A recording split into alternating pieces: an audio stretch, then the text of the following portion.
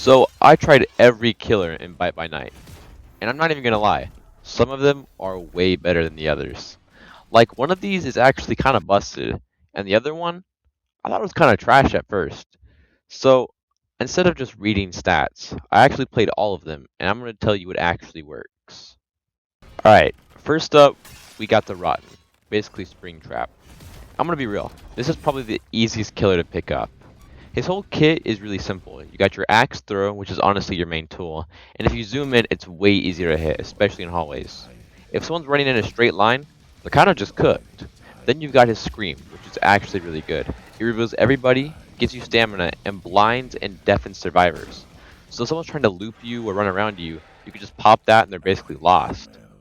He's got traps too, but I'm not gonna lie, they're sort of situational. Like, they can be really good if you place them smart, especially near doors. But survivors can actually disable them so you can't rely on them too much. He also has a charge, which is a pretty solid move in hallways or tight spaces, but to be honest, I didn't really use it that much in my playthrough compared to everything else. Overall, this is a really solid beginner-friendly character. Nothing crazy, but super consistent. Alright, now this one is different. This is the project, and I'm not even gonna lie. My first game with him, I thought he was garbage. Like I was getting cooked. But after a couple games, I realized it's not that he's bad. You just have to actually know what you're doing. See, the project is all about switching between modes. You have your speed mode, which makes you crazy fast, but your stamina gets drained like crazy, and your M1 does like little to no damage. So you don't want to stay in this. You want to use this mode to catch back up. Then stealth is where things get interesting. You go undetectable. You get a grab and you get your drill move. And this is where you actually start your fights. And then you have your strength mode. This is where you finish people. See, the project in strength mode has the highest M1 damage out of all the killers in the game. So, yeah, you don't want to stay in speed or stealth. You want to use those to get in, then switch to strength to actually deal damage. You could do stuff like drill into someone, and then swap to strength and hit them when they're on the ground.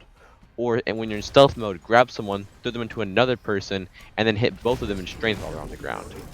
So yeah, he's not bad at all. He just has a higher skill ceiling. And if you don't know how to use him, he's gonna feel terrible. But once you do, he's actually really strong. But the next killer, yeah, this one surprised me. This is the doppelganger, and I'm not even gonna lie. This is my favorite one.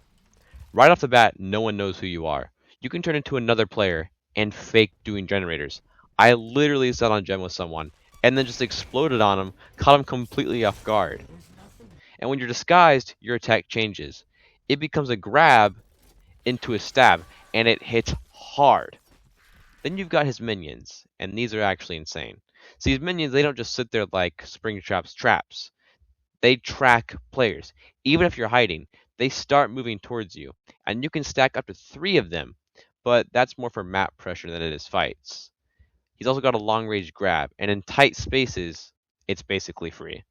This killer just has everything: tracking, damage, mind games, and you genuinely don't know who to trust. Easily the most versatile killer in this game. Also, maps actually matter a lot. Pizzeria and warehouse have more tight spaces, so killers like the Rotten and Doppelganger feel stronger there. But the forest is way more open, so trapping and controlling people is harder. The project doesn't have that problem though, he works on pretty much any map. So overall, if you're new, use the Rotten. If you want something harder, use the project. But if you want the best overall killer, yeah, Doppelganger. Let me know which one you think is the best, and if I should keep playing this game. Because, I'm not gonna lie, this game's kinda growing on me.